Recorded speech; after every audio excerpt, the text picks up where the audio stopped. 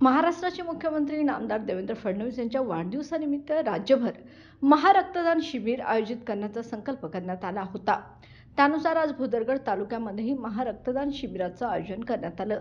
या शिबिरात एकूण 147 रक्तदात्यांनी उत्स्फूर्तपणे रक्तदान करत देवेंद्र फडणवीस यांना शुभेच्छा दिल्या।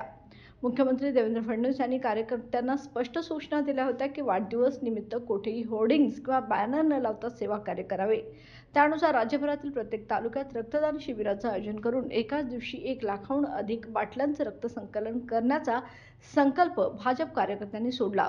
भुदरगडमधील या उपक्रमाचं आयोजन भाजप तालुकाध्यक्ष नामदेव चौगले आणि संतोष पाटील यांच्या नेतृत्वाखाली करण्यात आले।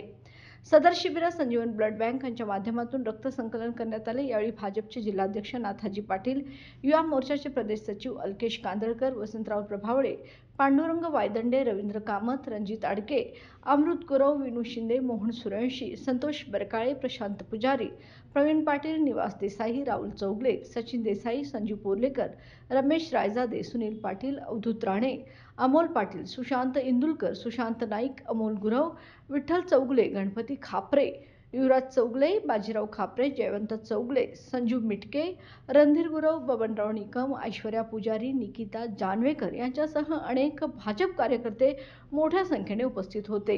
हा उपक्रम सेवाभावनेतून साकारत सामाजिक भान जागवणारा व प्रेरणादायक असा कार्यक्रम ठरला। तारावण्यासाठी ओमकार सावंत, गारगोटी। कोल्हापूर महानगरात विधायकतेचा अरुणोदय। माननीय श्री अरुण सोनवणे यांची वंचित बहुजन आघाडी पक्षाच्या कोल्हापूर महानगर अध्यक्षपदी निवड झाल्याबद्दल हार्दिक अभिनंदन।